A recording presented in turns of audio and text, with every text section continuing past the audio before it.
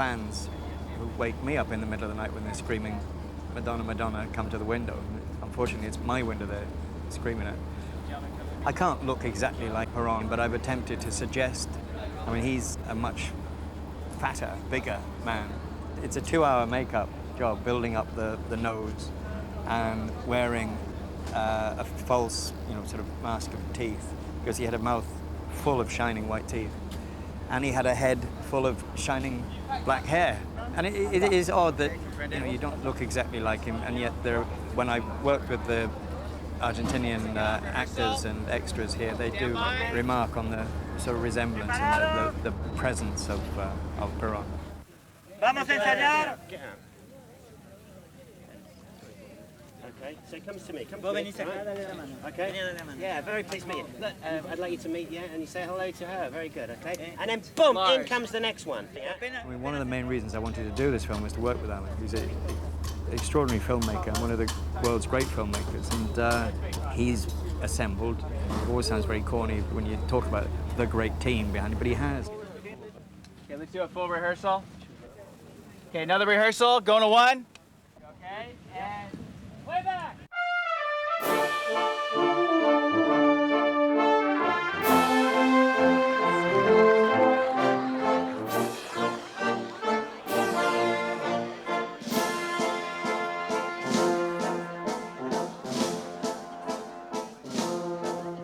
At the watering holes of the well-to-do, I detect a resistance to Precisely. our harrowing style. We're glad you noticed. The shooting sticks of the upper class Give it an inch. aren't supporting a single ass that will rise for the girl. She'll take a mile. Such a shame she wandered into our enclosure. How unfortunate this person has forced us to be blunt. No, we wouldn't mind seeing her at Harrods, but behind the jewelry counter, not in front.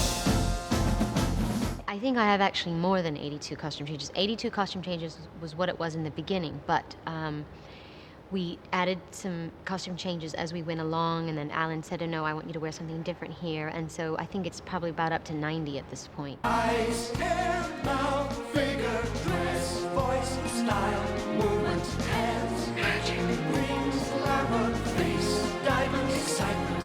I'm very particular about what I wear, and I think I know a lot about clothes, so I had an awful lot of input with Penny Rose, the costume designer. I think in reality she was a kind of Imelda Marcos of her time. She absolutely loved clothes and hats and shoes and had squillions. And the reason people comment all the time is because she never seemed to wear anything twice. I mean, it's almost a kind of Princess Diana thing. I came from the people, they need to adore me. So Christian Dior me, from my head to my toes. I need to be dazzling, I want to be rainbow high. This is an outfit that we're all very, very fond of, which is an original that I found in Los Angeles. It's got a rather good hat that goes with it. So she looks, absolutely fabulous in it. There again, I've more to do than simply get the message through. I haven't started. Let's get this show on the road. Let's make it obvious. Perron is off and rolling. I'd say that for every suit and every outfit, there was at least 6 hats to choose from. So you can imagine there's like a whole truck just for the hats. Eyes, hair, mouth, figure, dress, voice, style, movement, hands, magic, wings, glamour, face, diamond, excitement. She was such a dramatic person, and as I said, her hair was so very important. So from my point of view, it was just a wonderful project. I've enjoyed recreating all the hairstyles because she just had so many hairstyles, Eva Perron. She did it different ways. When she had her hair in the 40s rolls, she wore it on the back to accommodate the hair. But then when she started pulling it back, the more swept back, with the braid at the back, the nape of her neck, she would often wear hats, either down in her face, cocked to the side, or on top of her head. She used her hair tremendously in changing her image. Alan and Madonna both decided that they liked the shorter look better. So we started with that, and then she progressed, and as she became more sophisticated, she just went on getting more exciting with her hair. She always used her hair as part of the changing of her image all the way through her life. Alan was very adamant at the beginning, you know, about how much the hair was going to be a main feature. I'm their savior, that's what they call me. So Lauren, but call me. Anything goes to make me fantastic. I have to be rainbow high. Along, so that we're here, and Chania, soprano raise. Come with them for three, the beginning of the verse, and then gradually go up and up and up and up and up and up and up, and then just see the gigantic amount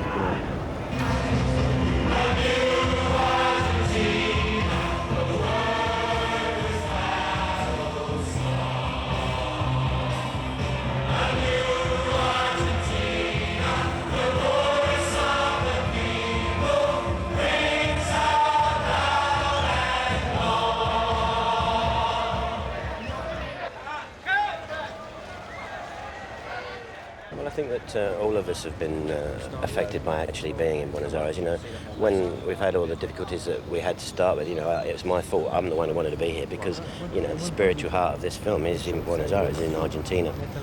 What Alan is trying to do is just to do the whole thing very realistic. He doesn't want to do a parody. He's looking for real location. He's looking for real actors, and I think we have to act as most real as possible. I'm gonna try to forget that I'm singing and try just to communicate things with the other person that I have in front of me. Of course, with the audience. Play back. How could you love me?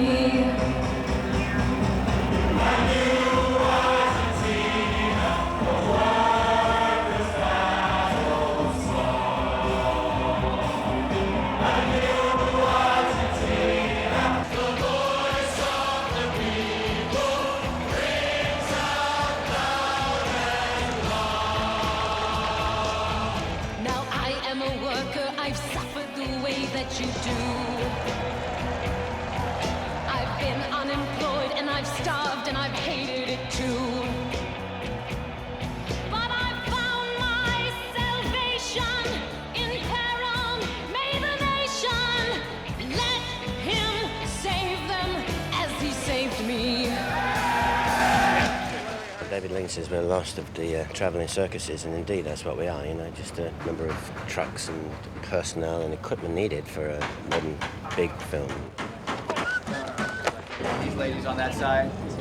On the day that you were born, the angels got together and decided to create a dream come true. So they sprinkled stardust in your eyes and glowing starlight in your eyes of blue. That is why all the girls inside. This smells like Argentina to me. You feel it, you can smell it. We're here in a stockyards, you know, situation where you can smell the abattoir over there. And sometimes it smells very unpleasant when you're shooting, but it does remind you about where you are. Oh, baby, I love you. Big finish. Don't you remember you told me you love me, baby? Said you'd be coming back this way again, baby. Baby, baby, baby, baby, oh baby, I love you. I really do.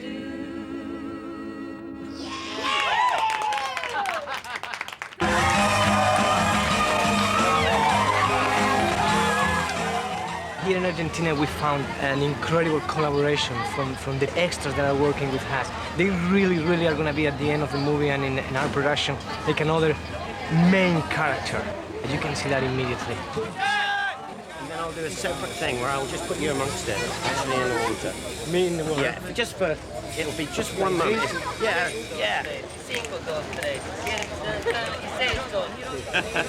I don't know what's going to happen with my choreography. Well, this sequence started out as a choreographed number, but I'm afraid anarchy has taken over. These people are just doing their own thing to the music. You know, film's organic. As a director, you have to go where the magic is. The only one thing is that I would like to have the playback a little bit before. A little bit before. I can be like this with these guys just playing, and in the moment you say Eva, I can turn to the This scene basically is about people who are hoping something from the government in Argentina for the first time in their lives. And Eva Duarte probably was the first person who took conscious of suffering of the people, the poor people, what she was calling the descamisados, which means basically people without shirt. And so it's about that. It's people with the hope of receiving something.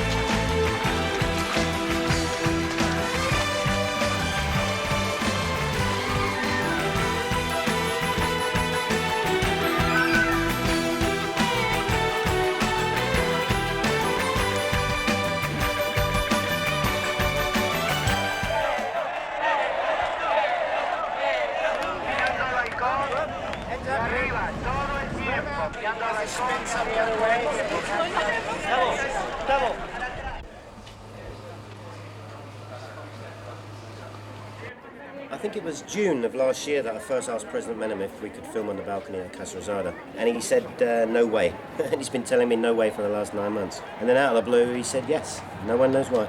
So we've had 2 days to put all this together. But it's worth it. Yesterday they were shooting from outside up to the balcony. Never close to you. No, not too close. Use the crowd, sweep across the crowd. Los que vinieron en el micro van pasando. It's magical what happened in the monitor, because I was watching the monitor and I thought that the square was completely full. No torches on this one. This is Among the people like this, That's nice. it's kind of magical moment. Pasan para hacer todo. Ahora estamos yendo.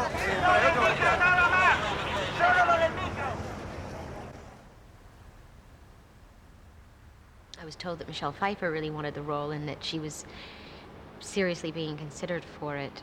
So I decided to make this sort of impassioned plea to Alan, and I wrote him a very long letter explaining to him why I was the only person that could play this part and telling him how passionate I was about it.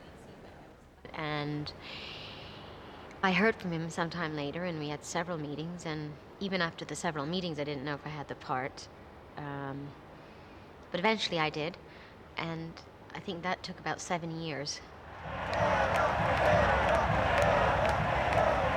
It's like being on a movie set, so actually it makes our job that much easier, but we're in the middle of the 5th biggest city in the whole world, so you try and think, when you look around, it's actually kind of surreal. It's like being in Trafalgar Square and owning the whole of Trafalgar Square to make a movie, but... Jonathan? I think he's pretty much cued it so that as soon as he plays it, you turn around to get me. It's a weird feeling. I don't know. How often in life do you ever stand on any historic place, and when you're trying to recreate an entire film around one woman, and really the image is one woman in this spot, just there, looking down at that, is for a filmmaker whose job is about illusion, and suddenly it's not an illusion, it's a reality. People of Argentina.